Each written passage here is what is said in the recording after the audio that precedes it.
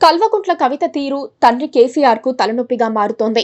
BRS ను బీజేపీలో విలీనం చేసే కుట్ర జరుగుతోందని, పార్టీలో అంతర్గత ప్రజాస్వామ్యం లోపించిందని ఆమె ఇస్తోన్న స్టేట్మెంట్స్ బాగా డ్యామేజింగ్ గా ఉంటున్నాయి.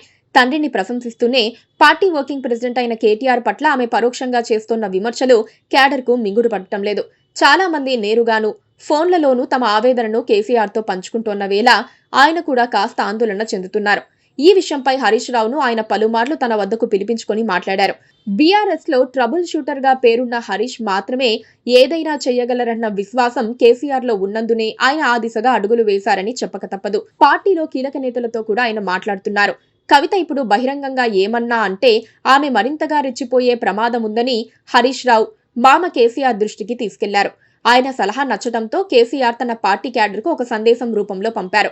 కవిత వ్యాఖ్యలకు ఎవరూ సమాధానం చెప్పకూడదని, స్పందించవద్దని ఆ సందేశం సారాంశంగా చెబుతున్నారు. కేసీఆర్, హరీష్ రావు ఇప్పుడు ప్లాన్ అమలు చేయాలనుకుంటున్నట్లు సమాచారం. కవిత ఆరోపణలకు ఎలాంటి సమాధానం చెప్పకుండా క్రమంగా ఆమెను దూరం పెట్టాలన్నది వారి వ్యూహం. పొమ్మనకుండా పొగ పెడితే ఆమె స్వయంగా పార్టీ నుంచి వైదొలుగుతారని ఆ ఇద్దరూ లెక్కలేసుకుంటున్నారు. కవిత ఆరోపణలకు ఎలాగూ తమకంటే ఎక్కువగా ప్రత్యర్థి పార్టీలు స్పందిస్తాయని, మాటకు మాటను ఎంజాయ్ చేయవచ్చని వాళ్లకు తెలుసు. కేసీఆర్ ఒకప్పుడు తన వారసుడిగా కేటీఆర్ మాత్రమే ఉండాలని కోరుకునేవారు. కవిత ఆయనకు డెప్యూటీగా మహిళా విభాగాన్ని పటిష్టం చేసే నాయకురాలిగా ఉండాలని ఆశించేవారు.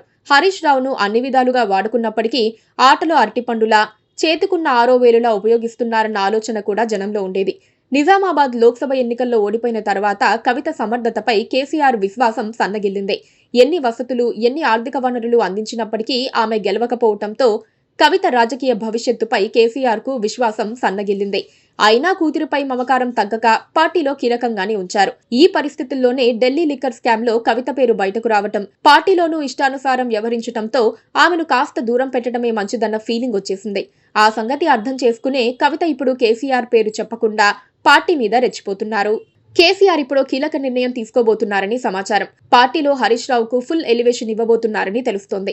హరీష్ కు పార్టీ సెక్రటరీ జనరల్ పదవి ఇవ్వబోతున్నారు. పార్టీని నడిపించడంలో కేసీఆర్, కేటీఆర్ తో సమానంగా ఆయన్ను పరిగణిస్తున్నట్లుగా సంకేతం ఇచ్చేందుకు ఈ పదవి ఉపయోగపడుతుందని భావిస్తున్నారు. ఆ క్రమంలో కవితను పక్కన పెట్టినట్లుగా సంకేతాలు కూడా వదిలే వీలుంటుంది. నిన్న మొన్నటిదాకా K Keshava Rao party secretary general గా ఉండేవారు. బీఆర్ఎస్ ఓడిపోయిన తర్వాత ఏరు దాటి తెప్ప తగలేసిన కేకే కాంగ్రెస్ పార్టీలో చేరిపోయారు. అప్పటి నుంచి ఖాళీగా ఉన్న కీలక పదవిని హరీష్ రావుకు ఇస్తే బీఆర్ఎస్ క్యాడర్ మరింత ఉత్తేజితమయ్యే అవకాశాలున్నాయి.